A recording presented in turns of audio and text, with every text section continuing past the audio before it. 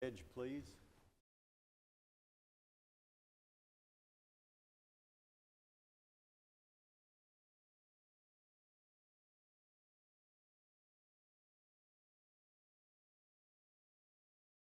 Please remain standing. I'd certainly like to recognize this week, Monday was Veterans Day, and we have several of you that have experience with the military. I spent 4 years myself in officers training. They washed me out, so they put me up here. My dad was a veteran of World War II, very involved in that. Many of you have that, so restaurants here in town have really been nice to veterans. Some of them have issued vouchers, they can come back. Some of them had breakfast, some of them had lunch, so I certainly want to take this opportunity to extend all of those who have recognized our veterans. I'd like to have a moment of silence to think about our veterans and to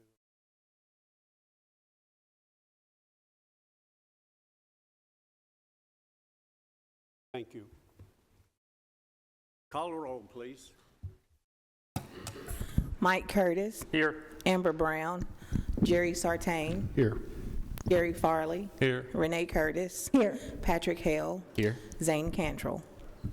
We have a quorum. Have the minutes before you. Last meeting, are there any changes or additions? Move approved, Mr. Chairman. Be approved. Have a second. Call the roll, please. Mike Curtis. Yes. Jerry Sartain. Yes. Gary Farley. Yes. Renee Curtis. Yes. Patrick Hale. Yes. Zane Cantrell. Present. We have a long agenda tonight, and I'd like to remind everyone we will have public hearings on each item. Try to keep your comments within the 3-minute margin. We'll move as quickly as we possibly can, all of these. The first 4 are very similar. They are asking for exceptions on accessory dwelling. So the first one we have is a request by James Powers and Kathryn Lee, and they are requesting special exception on accessory dwelling, and we are glad to have Doug here with us. Thank you for being here. Danielle is on vacation this week, so we'll have to depend on Doug to give us that information. Yeah, God help us. Yeah. Yes, thank you, Mr. Chairman, and good evening, everybody. Hope everyone's doing well today. This first application we have is by James Powers and Kathryn Lee. This is for property at 3435 Mary Avenue. If you look at the screen, I've got our GIS system up, and you can see the property here is kind of the one right in the center, maybe just a touch off center. I'll move it over a little bit, but this is the property in question that we're looking at with this application. As Chairman Cantrell stated, all these first 4 applications are very similar. They're all asking for approval for a special exception for an accessory dwelling unit, or ADU. I'll just say ADU from here on out, for property because they are less than an acre in size. Our regulations that we have in our zoning ordinance do allow for by right ADUs if it's over an acre and they meet certain standards, but this one is less than an acre, as are the other 3 that we'll look at today. So that's why these are all here. Again, they're seeking special exception application for a detached accessory dwelling unit upon the property that will, again, measure less than 1 acre. There is a concept plan that you'll find on your iPads with the staff report. You can see that structure is going to be right in this area based on the drawing that was provided to us. They're proposing to establish this ADU within a proposed detached garage measuring about 28 by 38, so it's going to be about 900 to 1,000 square feet. It's their plan to construct the garage with an apartment so that, and this came directly from the application that was presented, the applicant's granddaughter can stay in when she's traveling from Knoxville to provide care to his wife and himself.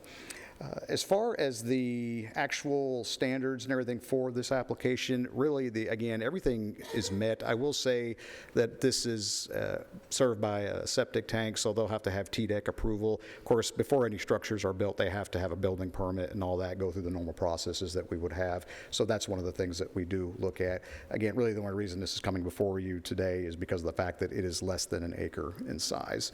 So with that, I'll be happy to answer any questions. As you know, I don't normally handle the Board of Zoning Appeals, so of the 5 applications we have today, I'm familiar with one applicant, so I have no idea if the applicants are present or not. So are the applicants present for this particular application? Yes, someone shot their hand up way in the back there. So with that, again, be happy to answer any questions. Any questions to our staff before we get started? Do we have anyone here representing this? If you'll come around at this time, please, to the podium.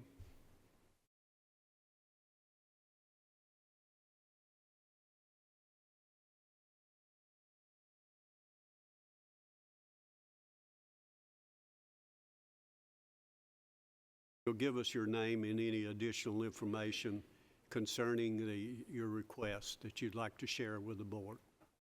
My name is Kathryn Lee. We are just wanting to basically do this so that I can provide care for my grandparents, as he said. My grandmother was recently diagnosed with Alzheimer's, and we live in Knoxville. I myself have a special needs daughter.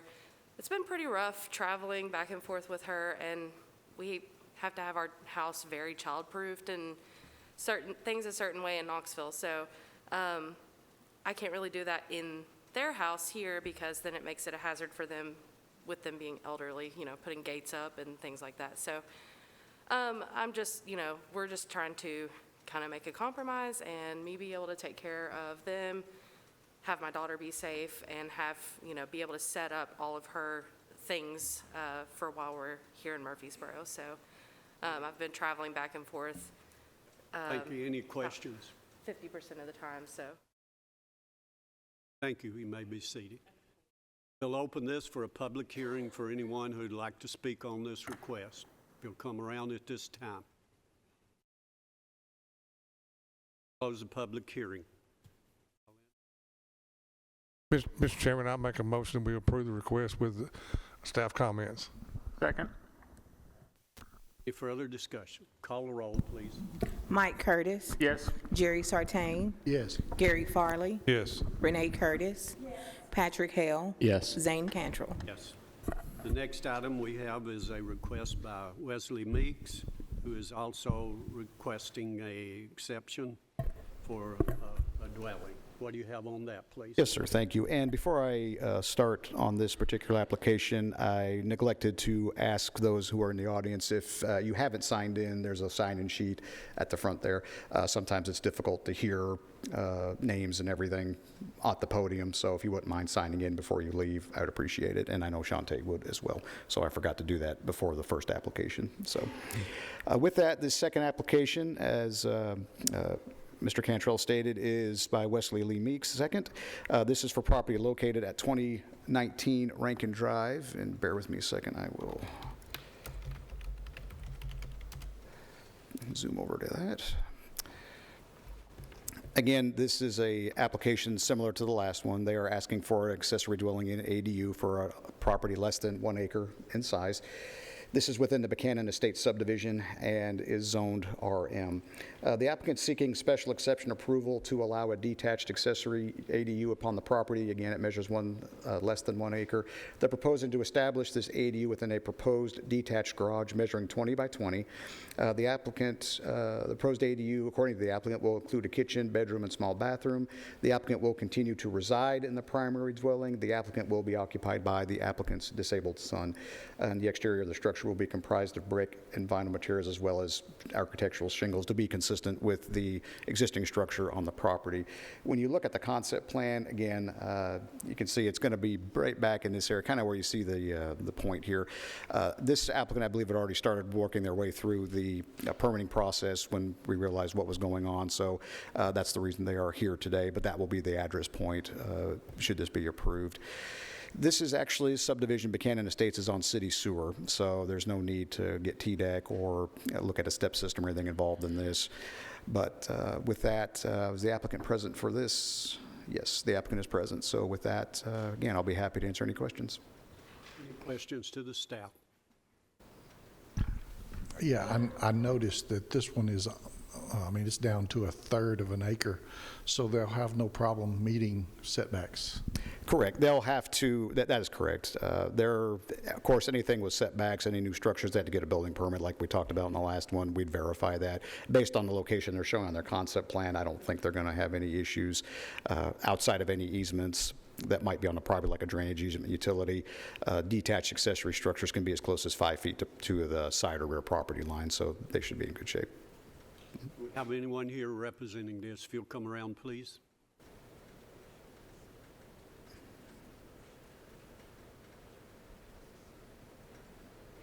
Give us your name and share any information. My name's Danette Meeks. We are trying to build a separate unit for my disabled son who is on disability due to a severe car wreck, and trying to meet our needs and give him his own privacy as well as us having ours, and without having to try to uproot everything. Any questions? Thank you very much. We'll open this for a public hearing for anyone who'd like to speak on this request. Close the public hearing. I'll entertain a motion on it. Move for approval, Mr. Have a Chairman. motion that be approved. Second. Have a second. Any further discussion? Call the roll, please. Mike Curtis, Yes. Jerry Sartain, Yes. Gary Farley, Yes. Renee Curtis, Patrick Hale, Yes. Zane Cantrell. Yes. The next item we have is Craig Watson, who is requesting the same sort of accessory dwelling. What do you have on that? Yes, sir, Mr. Chairman, thank you. This third application by Craig Watson, this is located at 517 Amberley Street. You can see it on the map before you. Again, special exception for a detached ADU. The concept plan that you see in your agenda packet show it at the end of the driveway, which would be right about in this area. Mr. Sartain, kind of going back to your comments just a minute ago, these lots are probably roughly the same size as what we saw in Buchanan Estates, so 15,000 square footish and maybe a little bigger than that maybe. But from a setback standpoint, again, shouldn't be any issues with that. They are looking to do a detached ADU on this property. The ADU they're looking to do is going to be about 25 by 30 feet, about 750 square feet. Their plan right now is to construct the garage with a finished area on the second floor. However, future desire looks to be that they would like to make sure that they would have the ability to use it as an accessory dwelling unit. That may not be their plan right on the front end, but they would have the ability to do that as time goes on, should they desire to do so if they get approval for this today. I will say that this particular one and the one on the next application that we'll discuss are both on step systems, which the step systems for septic disposal are owned and maintained by CUD. As such, they would want to make sure that they are in compliance with all of CUD's regulations as far as any hookups and different things that they would need to do for the second unit, as opposed to just a conventional septic system where they would have to go through TDEC. So just wanted to throw that out there for everyone's information. Once again, the structure itself and what they're proposing, everything seems to be in good order. It's just a matter of the fact that this property is less than an acre in size. So with that, I'll be happy to answer any questions. You know, one of the meetings we had 2 years in a row with the CUD that you all could have come to was about the step system. And I'm telling you, I was really impressed with the step system that they're using now throughout the county. Second to none, so. And I'd also like to make a comment, Mr. Chairman. I know that CUD statewide, a lot of these other utility districts have been looking at CUD on how they do these step systems, and CUD's at the top. Extremely, really a good operation out there and valid for the homeowners. Do we have anyone here representing this request? If you'll come around, please.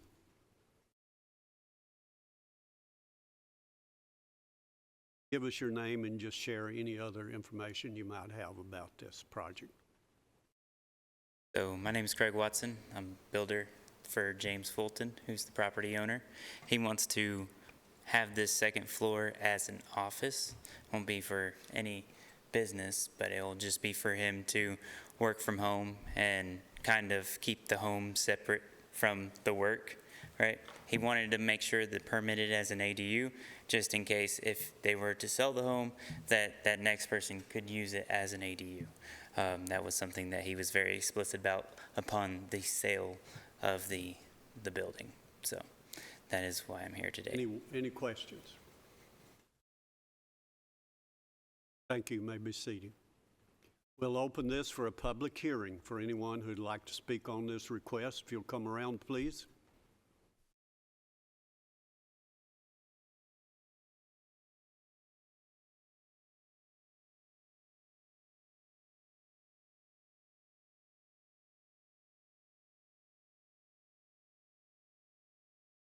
Hi, my name is Maston Lyons, and I live at 609 Erlacher, and I'm the president of the Harvest Woods HOA.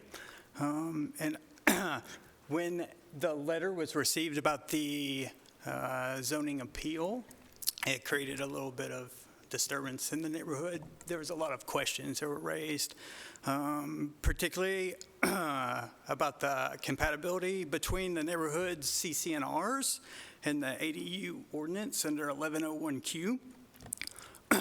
So the HOA board itself is going to remain neutral in this specific zoning appeal, but I think that the future HOA boards may need to examine two potential incongruities between the ADU ordinance and our CCNRs, particularly that fall under Article 7, Section 1 of ours, that limits the lot usage to the construction of a residential structure. And the terminology suggests a single residential structure per lot. And also under Article 7, Section 13, which mandates that the minimum living area of any residence is no less than 2,200 square feet, which may conflict with the size requirements outlined for ADUs. So in regards to this specific ADU zoning appeal for 517 Amberley, the current HOA board kind of approached this, that the specifications in ADU Ordinance 1101 Q3B were formulated with clear and intentional guidelines. And those provisions would ask, or regarding those provisions in the ADU ordinance, the HOA would ask the appeals board to make its decision with its subject matter expertise, particularly considering the potential impact on neighborhood infrastructure, specifically with consideration to potential density implications of future demand for variances that are contrary to the specification of 1 acre minimum lots. So our neighborhood has 153 lots. 124 of those are smaller than 1 acre. 32 of those lots have detached structures. So detached garages, buildings that could be used as some living space are popular in the neighborhood. And the homeowners are just concerned about what that impact would be if, let's say, 70% of the homes in the neighborhood had approval of an ADU.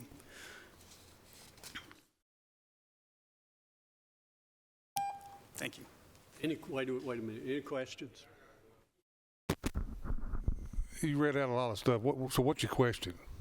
So one is that I'm asking that specific consideration is taken in the case that additional homes or that I guess the multiple homes start seeking this variance for ADUs. Yeah, it sounds like to me, I'm no attorney by no means, but it sounds like to me there's a conflict between y'all's HOA guidelines and then what we've got to go by as far as the county regulations is how it comes to us. Right, and for this specific case, I'd say that we're going to remain neutral because there's some understandings that need to be, that it needs to be explored a little bit Yeah, more. so technically what it is, the HOA needs to deal with the homeowner on a civil side instead of us, we can't enforce that.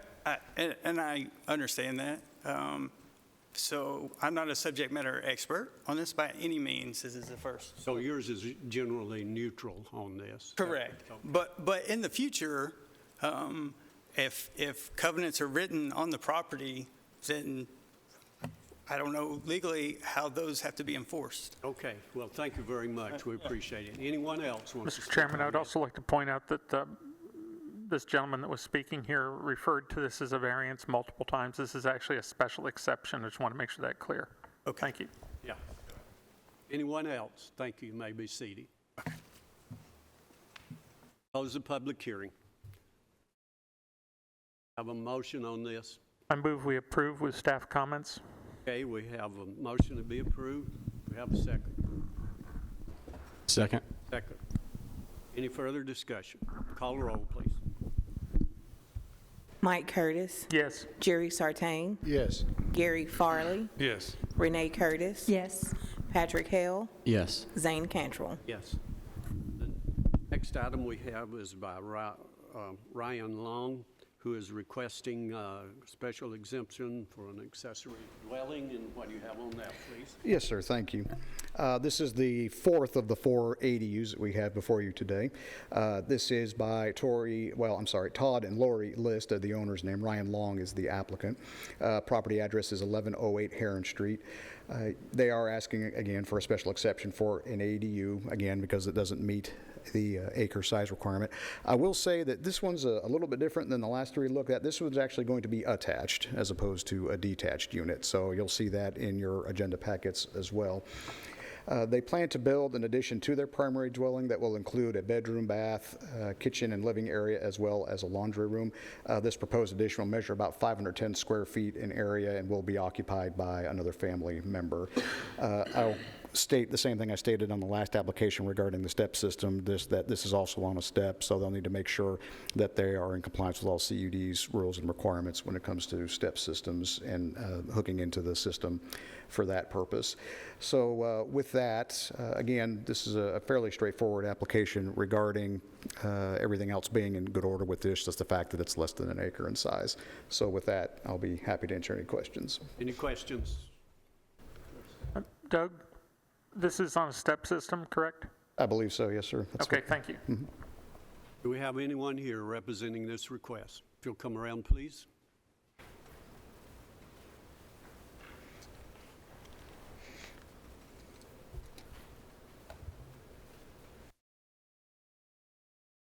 Well, give us your name and any additional information you want to share about this project.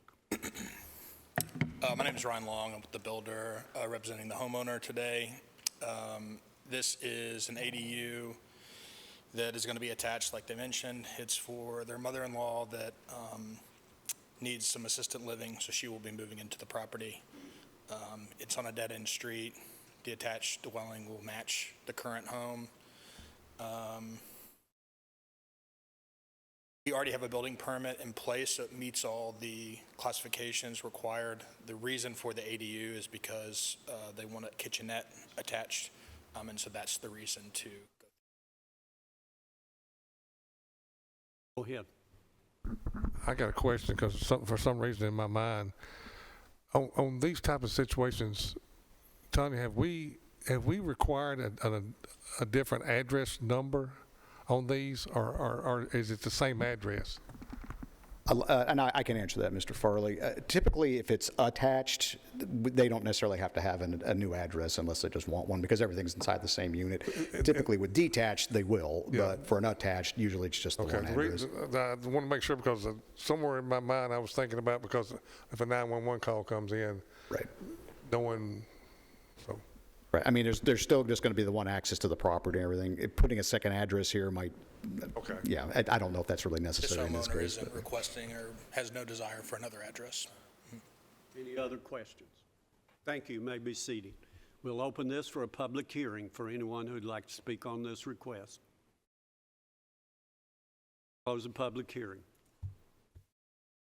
Mr. Chairman, I make a motion we approve the request with staff comments. Second. Have a second. Any further discussion? Call the roll, please. Mike Curtis, Yes. Jerry Sartain, Yes. Gary Farley, Yes. Renee Curtis, Patrick Hale, Yes. Zane Cantrell. Yes. Last item we have on our agenda is a request by Christopher Threet, who is requesting a special exception on a mini storage business. And this is a office professional zoning district. I'll be happy to as soon as I get to the property right here. Okay, this is the property in question, as Mr. Cantrell stated. This is located along Highway 99. This is Highway 99 and Thompson Road. The applicants for this are Christopher Threet. He is asking, as he stated, a special exception for a mini warehouse type development on this property. Earlier this year, back in February, the County Commission approved a request to rezone this property from residential medium density, which it was currently zoned, or previously zoned, to office professional. The applicant's intention as part of that application was to put this type of development on the property. Now, they zoned the entire tract, but they're only looking to do just a portion of that. There's a concept plan on your iPads. I'll also bring it up on a big screen here in just a few minutes. Originally, they were looking to do commercial zoning, but with the range of uses allowed in commercial zoning, we asked them to kind of taper it back to office professional, which still allows the use that he wanted to do, again, by special exception, but has a less range of uses allowed by the zoning ordinance. So when you look at the concept plan, which I'll just go ahead and bring up here since I'm talking about it, this is the concept plan right here, which you can see is a total of about 24 buildings and about 104,000 square feet. If you add impervious area, it's a little bit more than that with all the paved areas and everything. But you can see what they're proposing here is, buildings up here toward the front, several buildings here in the back. Now, there's a lot of topography on this site, so what they're going to need to make sure is that they're working with the topography. There may be some cut and everything that they'll have to do, but obviously, we don't want them to see it completely dig into the hillside, which I don't think is the applicant's intent. This is a little bit of a unique situation in the fact that you see there's 2 access drives here. Now, I want to make sure that everybody understands, even if this is approved, this is going to have to go before the Planning Commission through an engineered site plan submittal, and the applicant's aware of that. This drive right here, as you can see, this is actually an access easement that goes further into the back, and you can kind of see it on the GIS here. You can kind of see that there is a kind of a lane here, kind of vaguely make it out there, kind of weasels its way down into the further into the back. So the applicant, of course, that's on the deed, so the applicant has to maintain that and make sure that that is going to be accessible by the properties that do have legal access to it. So he's proposing this, but he's also proposing an access here along Highway 99. Now, as part of the site plan approval process, something we're going to be looking at is, of course, conformance with TDOT regulations. Highway 99 is a state road, so they will have to make sure that they are providing access consistent with TDOT regulations. TDOT's gotten a lot stricter as far as what they will allow for access points along their state highways. So what you're seeing here is what the applicant would like, but when TDOT looks at it, they may say, well, we're going to let you have one access point. Obviously, you'll have to maintain that easement one way or the other, but that just want to make sure that gets on the record for everybody. With that, the applicant is present. I'll be happy to discuss any questions that you may have. I'm sure the applicant may have something else he'd like to add as well. During the public hearings for the Planning Commission and Board of Commissioners, there were some folks that had some concerns about this. I won't say that all their concerns were alleviated, even with the changes that were made on the zoning and things. Some of them may be here to discuss that today. I still see several people out in the audience. But with that, again, we'll be happy to answer any questions. Well, even if this is approved, there's still a long ways from meeting all of the requirements that Correct. They would still, like I said, have to go through site plan review. They'd still have to get with TDOT to make sure that their accesses are consistent with what their regulations are if they allow them to have multiple points. Those are just things we'd have to work through, but that's with any development application that comes in. Do we have anyone here representing this? Mr. Chairman, I have a question. Come around, please. I have a question of staff while he's coming up. Doug, is there going to be any kind of need for on-site sewage disposal for this property? There is a septic system that's identified. You can kind of see it on the lower, I guess it's lower left hand of the property. There is a soil site right in here. should they have like an office. They didn't make any mention of any kind of a manager's apartment or anything like that. There used to be a house on this property, and that was their septic system right in that area. So the rest of the site is like I said, there's a lot of topography. It's fairly rocky as well. I think that was about the only place that they had any usable soil. Thank you. Go ahead and come on around. Any other questions while he's coming around?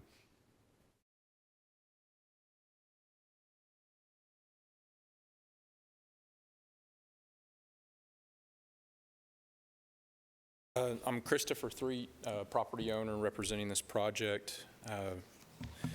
As stated, when we went through the zoning process earlier this year, late last year, we represented a very similar site plan, concept plan. The tract overall is more than 23 acres. The development side of it that we've shown here in the I guess the lower section here is a little bit over 13 acres, with the buildings representing significantly less than half of that overall site. So there's still going to be significant area on this tract that's either buffer as required or woods, essentially is what it is today. Just a couple comments. So again, the site plan is materially the same as what was carried through the rezoning process. From our perspective, we've tried to work with the county to make sure that we meet the requirements for the special exception and general use of mini storage on this site. We're trying to meet what we feel like is a demand for an area that's quickly growing in that part of the county, and maybe at some point in time being part of the city, potentially.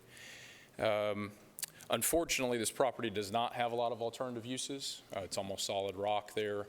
There's one very small soil site in that bottom left area, which has been reviewed by a state qualified soil scientist as well. There's not an apartment on site. That's a potential soil site really for just maybe an office associated with the business. And everything is to be built, constructed in accordance with local and state regulations. There will be several steps that we have to follow to get through that as well. Grading, TDOT as mentioned, several more reviews. This is, from our perspective, kind of just the next step in the process. Any questions? Thank you. You may be seated. We'll open this for a public hearing for anyone who'd like to speak on this request. Close the public hearing. I'll entertain a motion on it.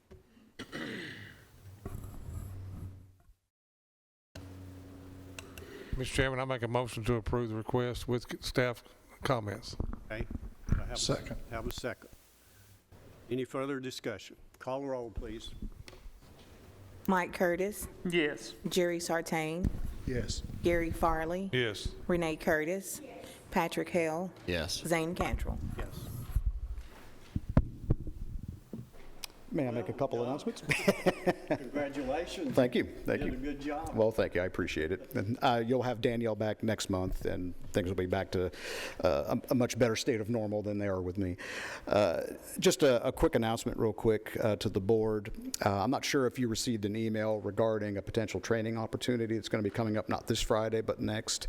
It's an online BZA and Planning Commission training session. I know several of you weren't able to make it to the CUD session, but this is a free session. It would be, again, a virtual online session, and it's being presented by our state planning chapter, our middle section, so I'll make sure that email goes out to you. We got it when I was at the conference last week, so I'll make sure that gets sent out to you all.